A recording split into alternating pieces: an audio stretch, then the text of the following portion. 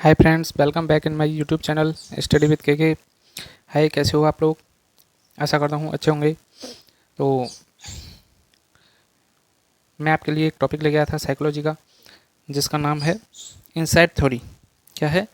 Insight theory यानी कि गेस्टाल्टवादी संप्रदाय की एक थ्योरी है जिसका नाम है इनसाइट थ्योरी, यानी कि सूझ का सिद्धांत है ये। सूझ का सिद्धांत। अब आप सोच रहे होंगे ये बंदर हमें क्यों दिखा रहे हो?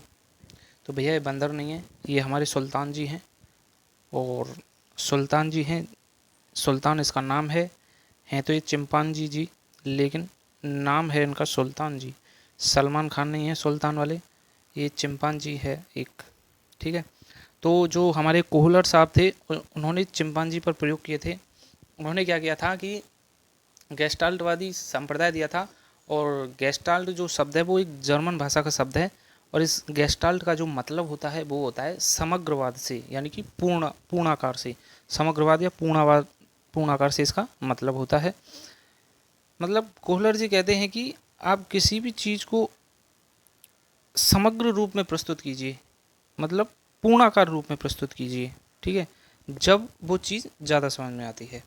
तो कोहलर ने प्रयोग किया था चिंपांजी पर, सुल्तान पर। तो उसने क्या किया था कि चिंपांजी को लेकर एक कमरे में बंद कर दिया था। ये चिंपांजी कमरे में बंद है, और कमरे में बंद करके क्या किया था कि छत पर कुछ केले लटका दिए थे। ऊपर छत पर कुछ केले लटका दिए थे, और कमरे में कुछ बॉक्स डाल दिए थे। ये नीचे बॉक्स पड़े हुए ना, ये। तो क्या होता है कि चिंपांजी इन केलों को लेने के लिए उछल कूद करता है रूम में, और उसके केले हाथ नहीं आते हैं। तो जब केले हाथ नहीं आते हैं तो वो अपनी सूझ का प्रयोग करता है, और बक्सों को एक के ऊपर एक रखता है। तब इन केलों को प्राप्त करने की कोशिश करता है, तब भी नहीं आते हाथ। तो वो फिर क्या करता है, फिर उनको थोड़ा सा अलग स्टाइल में रखकर बक्सों को, और एक और बक्सा ऊपर चढ़ाकर, दो तीन बक्से रखकर केलों को प्राप्त करने की कोशिश करता है। तो केले उसके हाथ आ जाते हैं, और वो अपनी सूझ से केलों को प्राप्त करने में क्या हो जाता है, सफल हो जाता है, सक्सेस हो जाता है केलों को प्राप्त करने में अपनी सूझ के द्वारा। ठीक है।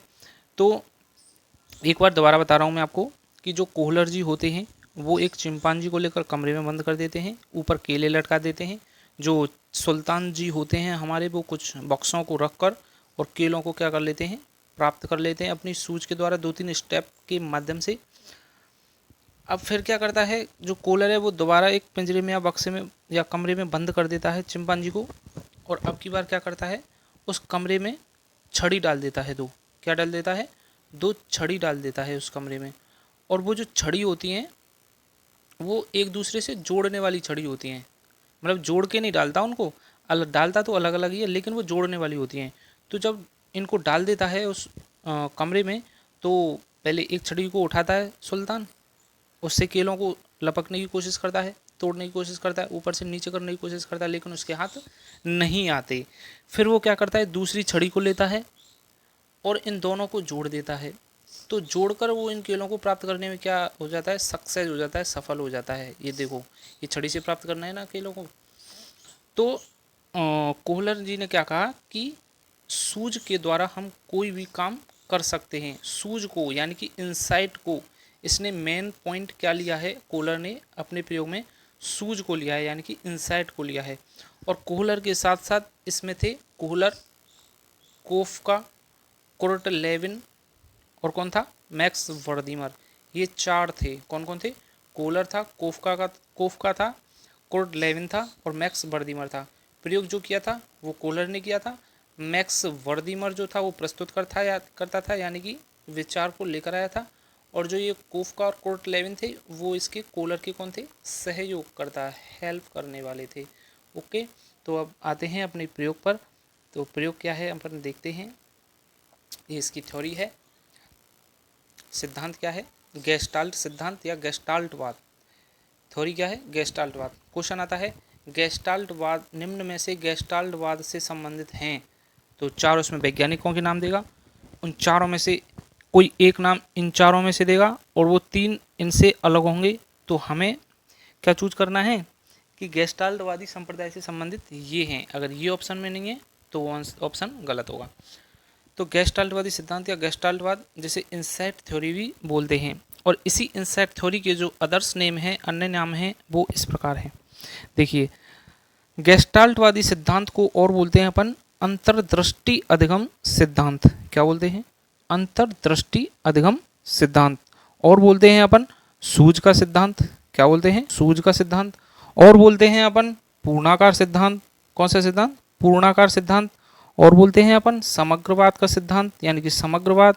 और बोलते हैं सोच का सिद्धांत, पूर्ण से अंश का सिद्धांत। ये देखो, जो ये पूर्ण से अंश का सिद्धांत है ना, ये टीचिंग मेथड्स में जो सिद्धांत आते हैं, वो ये जो सिद्धांत है पूर्ण से अंश का सिद्धांत, वो इस गेस्टाल्टवादी संप्रदाय की देन है। पूर्ण से अंश का सिद्धांत क्वेश्चन आता है कि पूर्ण से अंश का सिद्धांत ये किस संप्रदाय की देन है, तो हमारा आंसर हो जाएगा गेस्टाल्टवाद। बहुत सारे संप्रदाय होते हैं, मानववादी संप्रदाय, व्यवहारवादी संप्रदाय, गेस्टाल्टवादी संप्रदाय, और आपका संज्ञानवादी संप्रदाय। ये संप्रदाय होते हैं, बहुत सारे होते हैं मनोविज्ञान में, साइकोलॉजी में अपने। तो इसमें जो गेस्टाल्टवादी संप्रदाय है, इसने दिया था किसको? पूर्ण से अंश का सिद्धांत। यानी कि जो गेस्टाल्टवादी हैं वो समग्राकार की बात करते हैं, पूर्ण रूप की बात करते हैं। तो समग्राकार या पूर्णाकार कहीं क्वेश्चन में दिख जाए आपको साइकोलॉजी के में, तो आपको आंख बंद करके क्या लगा देना है वहाँ पे? गेस्टाल्ट सिद्धांत या गेस्टाल्टवाद, या फिर इन चारों के नाम वहाँ पे उल्लेखित हो जाएंगे। तो 1920 में जर्मन में गेस्टाल्ट संप्रदाय का उदय हुआ। गेस्टाल्टवादी संप्रदाय जो है उसका उदय कहाँ से है, ओरिजिन कहाँ से है उसका? तो वो है आपका जर्मनी से। कहाँ से? जर्मनी से। तो जो 1920 में जर्मनी में गेस्टाल्ट संप्रदाय का उदय हुआ था। अब गेस्टाल्टवादी कौन कौन थे? मैंने आपको बताया था अभी, Max Wertheimer, Kohler, Koffka and Kurt Lewin. ये चार क्या हैं? आपके गेस्टाल्टवादी हैं। एक बार पुनः सुने, कौन कौन है? मैक्स वर्दिमर है, कोहलर है, कोफका है और कुर्ट लेविन है। आगे देखिए, गेस्टाल्ट एक जर्मन भाषा का शब्द है जिसका अर्थ समग्र या पूर्ण होता है। बताया था ना मैंने कि गेस्टाल्ट एक जर्मन भाषा का शब्द है जिसका अर्थ क्या होता है? समग्र या पूर्ण होता है। समग्र या पूर्ण होता है गेस्टाल्ट का अर्थ। गेस्टाल्टवादियों का मानना है कि ऐसे कार्य जिन्हें हम बिना किसी के बताए स्वयं सीख लेते हैं, ऐसे कार्य जिन्हें हम बिना किसी के अन्य के द्वारा बताए हम स्वयं सीख लेते हैं, उनको इस प्रकार के सीखने को सूझ द्वारा सीखना कहते हैं। सूझ द्वारा सीखना कहते हैं, यानी कि हमने अपने माइंड का यूज किया और किसी चीज़ को सीखा, उस चीज़ को मतलब क्या किया? अप्लाई किया अपने माइंड को उसमें, और अपन उस चीज़ को सीख गए। तो ये होता है क्या? सूझ द्वारा सीखना। तो गेस्टाल्टवादियों का मानना है कि ऐसे कार्य जिन्हें हम बिना किसी के बताए स्वयं सीख लेते हैं, इस प्रकार के सीखने को क्या कहते हैं? सूझ द्वारा सीखना कहते हैं। क्या कहते हैं? इस प्रकार के सीखने को सूझ द्वारा सीखना कहते हैं। अब आ जाओ भाई साहब कोहलर के प्रयोग पर। मैं समझा तो चुका हूँ, एक बार थ्योरी देख लेते हैं क्या है क्या नहीं है।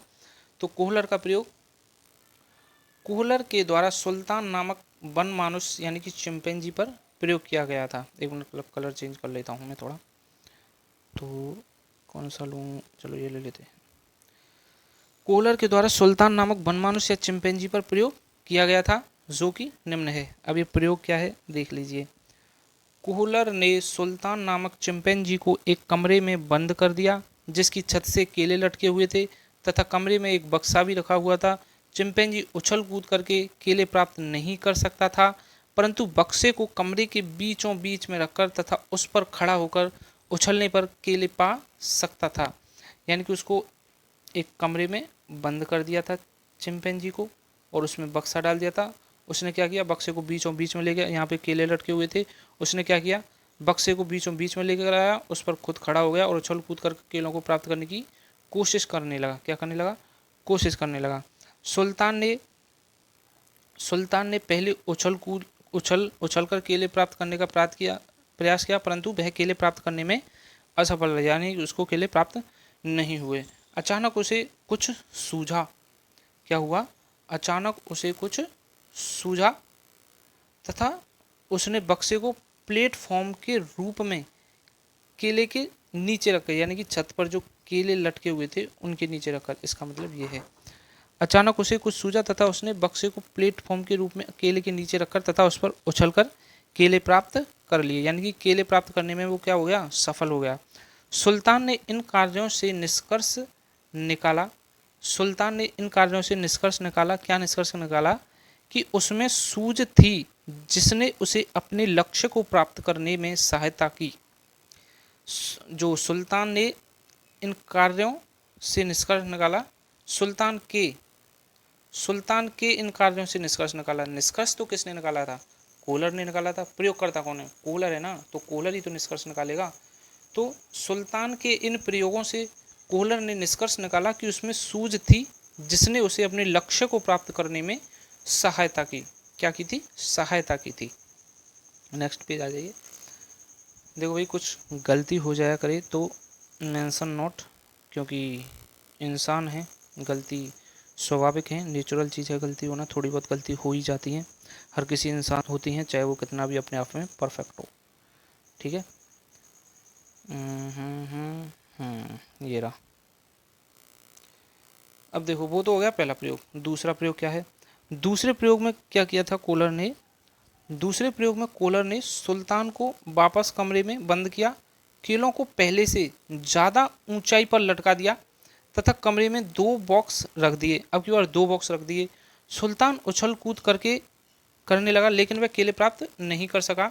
उसने पुनः बक्से को मध्य में रखकर केले प्राप्त करने की कोशिश की, लेकिन केले ज़्यादा ऊंचाई पर होने के कारण प्राप्त नहीं हुए। उसने समग्र आकार का निरीक्षण करके, अब उसने सारी कंडीशनों को अप्लाई करके देखा कि भाई मैं अब क्या करूं, मेरे पास ये चीज़ें हैं, मुझे कैसे इनको अप्लाई करना है, क्या करना है, कैसे सूझ का उपयोग करना है। तो इन सारी चीज़ों को उसने अपने माइंड में क्या किया, इकट्ठा किया। समग्र आकार का निरीक्षण करके अपनी सूझबूझ के माध्यम से दूसरा बक्सा पहले बक्से के ऊपर रखकर आसानी से केले प्राप्त कर लिए। उसने क्या किया कि पहले बक्से के ऊपर दूसरा बक्सा रखा, उसके ऊपर चढ़कर और केले प्राप्त कर लिए उसने। ये क्या किया, उसने अपनी सूझ का प्रयोग किया था उसने। ठीक है, तो उसने केले प्राप्त कर लिए। तीसरे प्रयोग में सुल्तान को पिंजरे में बंद कर दिया गया और उस पिंजरे में 2 छड़ी रखी गई थी। क्या रखी गई थी, अब बक्से नहीं रखे, क्या रखी थी, छड़ी रखी थी। ये दोनों छड़ी आपस में परस्पर जोड़ने वाली थी, ये दोनों छड़ी परस्पर आपस में जोड़ने वाली थी। और इस बार जो केले थे पिंजरे के बाहर रखे। अब जो केले थे वो पिंजरे के अंदर नहीं रखकर कहाँ रखे थे, पिंजरे के बाहर रखे थे केले। सुल्तान ने पहले केले को हाथ से खींचने की कोशिश की।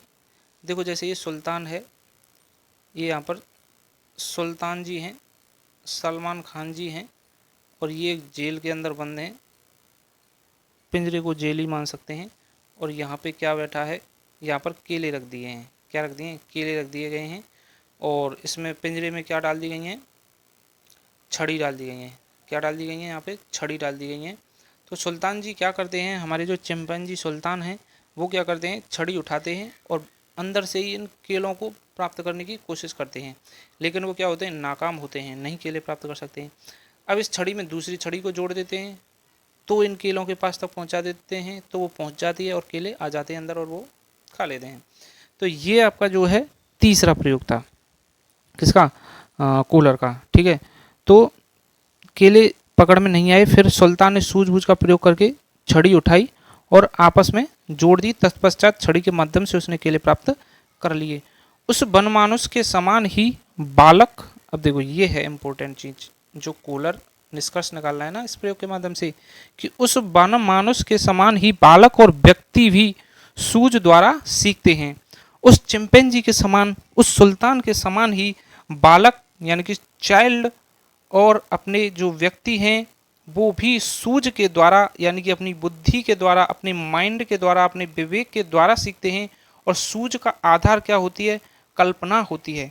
सूझ का आधार क्या होती है, कल्पना होती है, यानी कि हमारी इमेजिनेशन होती है।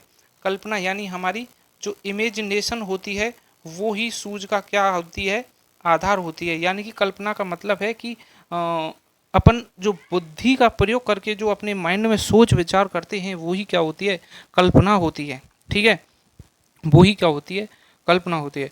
अब मैं बात करूं इसके शैक्षिक निहितार्थ की, तो शैक्षिक निहितार्थ का मतलब क्या होता है, हमें क्यों दिए जाते हैं ये साइकोलॉजी में नियम के सिद्धांतों के नीचे शैक्षिक निहितार्थ क्यों दिए जाते हैं भाई। वो इसलिए दिए जाते हैं क्योंकि ये क्या होते हैं, एक शिक्षा में जो हमारी शिक्षा होती है, जो हमारा अधिगम में लर्निंग है, उसमें ये किस प्रकार से काम आते हैं। तो ये हैं शैक्षिक नेतार्थ, यानी कि हमारी शिक्षा में जो ये थ्योरी है वो किस प्रकार से काम आएगी, इसलिए ये हमें यहाँ पे दी गई है।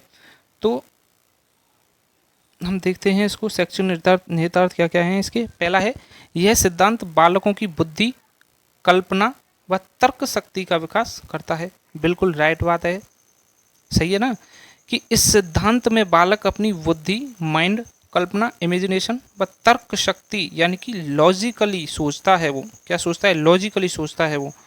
तो इस सिद्धांत से बालकों की बुद्धि, कल्पना व तर्क शक्ति का विकास होता है। गणित, विज्ञान, व्याकरण जैसे कठिन विषयों के लिए बहुत लाभप्रद है। अब भाई आप जानते हो मैथ्स है, साइंस है, इनमें क्या है, सब माइंड लगाने वाली चीज़ें आती हैं कि नहीं आती हैं। गणित को आप वैसे ही सॉल्व कर लो क्या, गणित के लिए दिमाग चाहिए कि नहीं चाहिए। आप उसमें इमेजिनेशन करते हो कि नहीं करते हो, माना कि ये चीज़ इतने की तो वो चीज़ कितने की, तो करते हो ना। तो ऐसे ही गणित, विज्ञान, व्याकरण जैसे कठिन विषयों के लिए बहुत लाभप्रद है। पॉइंट नंबर 3, नवीन ज्ञान की आवश्यकता, उपयोग तथा सार्थकता पर बल देता है। क्या कह रहा है, नवीन ज्ञान की आवश्यकता, उपयोग तथा सार्थकता पर बल देता है। यानी कि हम नए प्रकार से किसी चीज को कैसे सोच सकते हैं, किस प्रकार से वो हमारे काम आएगी, क्या उसकी आवश्यकता है, क्या उसकी उपयोगिता है और कैसे वो सार्थक है। तो इन सारी चीज़ों पर भी बल देता है गेस्टाल्टवादी संप्रदाय यानी कि गेस्टाल्ट सिद्धांत यानी कि insight theory.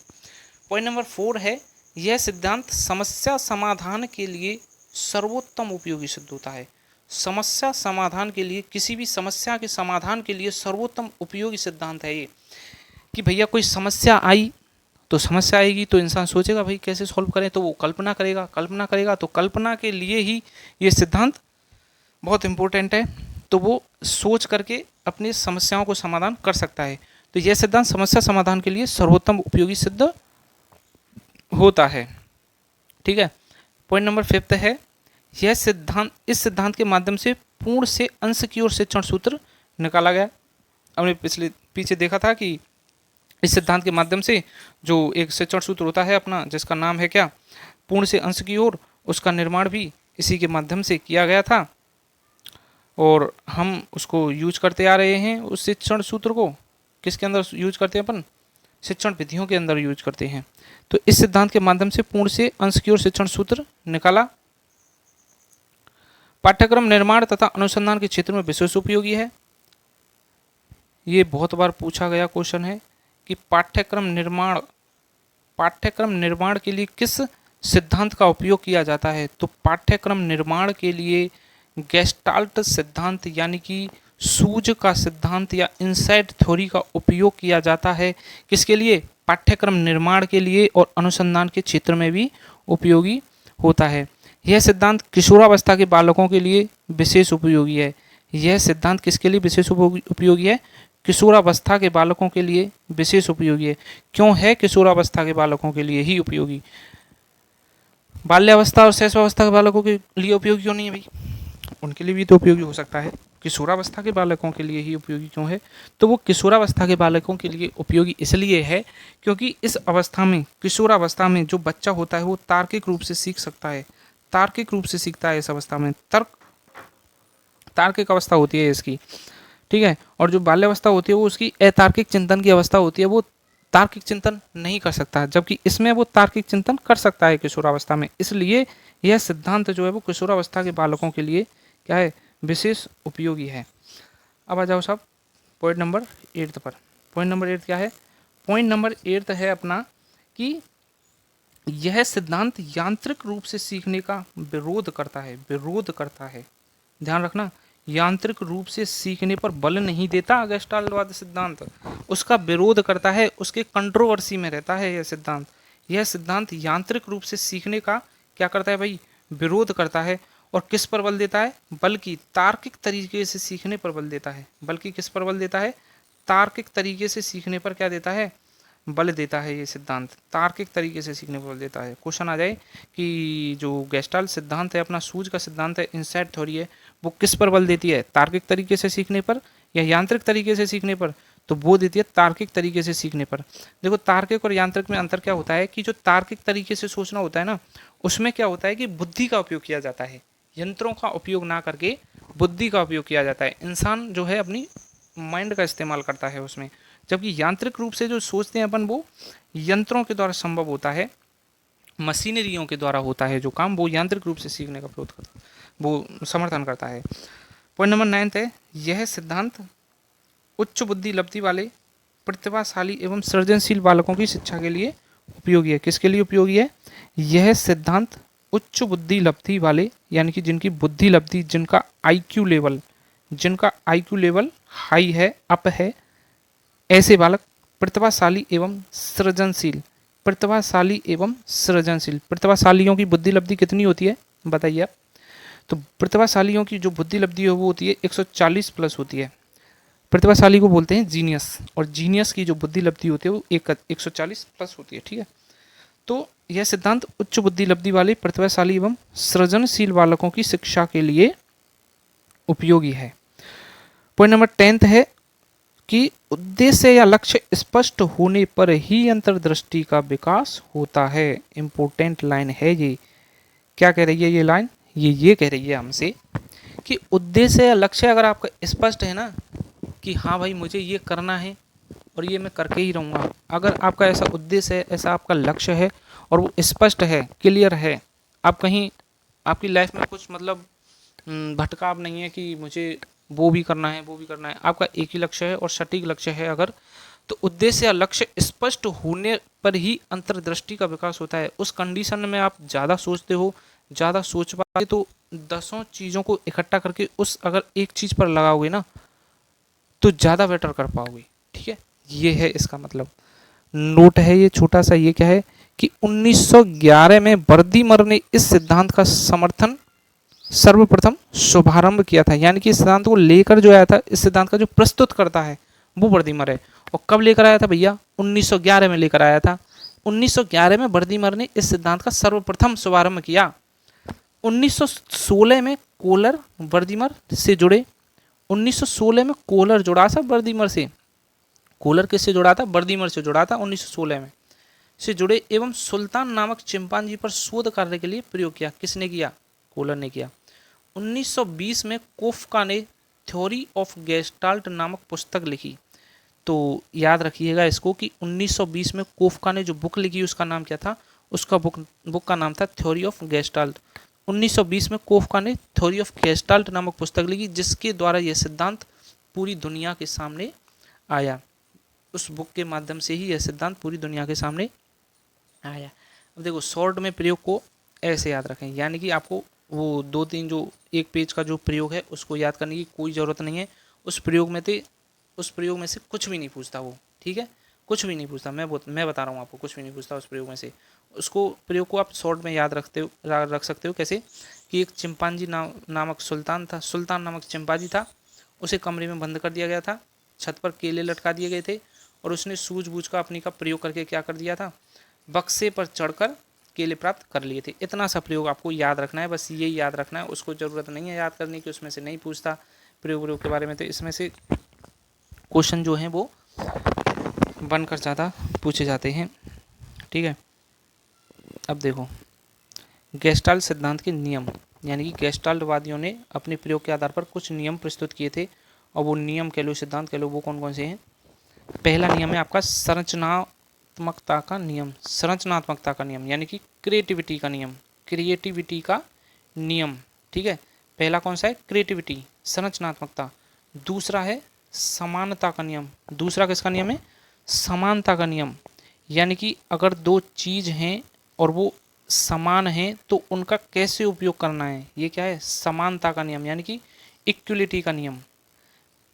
Number 1 creativity, number 2 equality. तीसरा है समीपता का नियम। तीसरा क्या है? समीपता का नियम, यानी कि वो जो चिंपांजी था वो 2 बक्सों को पास पास लेकर आया था, समीप लेकर आया था, तो इसलिए यहाँ से कौन सा नियम निकल कर आया? समीपता का नियम, यानी कि कनेक्टिविटी। समीपता यानी कनेक्टिविटी का नियम। चौथा है सरलता का नियम, यानी कि सिंप्लिसिटी, यानी किसी चीज़ को कठिन से सरल करना। तो जब अपन किसी चीज़ को कठिन से सरल कर लेते हैं तो वो ज़्यादा बेटर समझ में आती है हमें। तो सरलता का नियम, तो ये 4 नियम दिए थे किसने, गेस्टाल्टवादियों ने दिए थे। कौन कौन सा नियम दिया था, गेस्टाल्ट सिद्धांत के नियम। और इस नियमों की अगर मैं बात करूँ तो कौन कौन से हैं, संरचनात्मकता का नियम, समानता का नियम, समीपता का नियम, सरलता का नियम। तो ये क्या दिए थे, 4 नियम दिए थे किसने, कोलर जी ने दिए थे। ठीक है भाई, तो ये था आपका गेस्टाल्टवादी संप्रदाय। ये मैंने आपको बता ही दिया। ये चिंपांजी थे और केले को प्राप्त करने की कोशिश की और इन्होंने सूज के माध्यम से जो है किया था। तो थैंक यू साथियों, वीडियो अगर पसंद आए तो प्लीज़ लाइक कर दीजिएगा और सब्सक्राइब कर दीजिएगा। Thank you.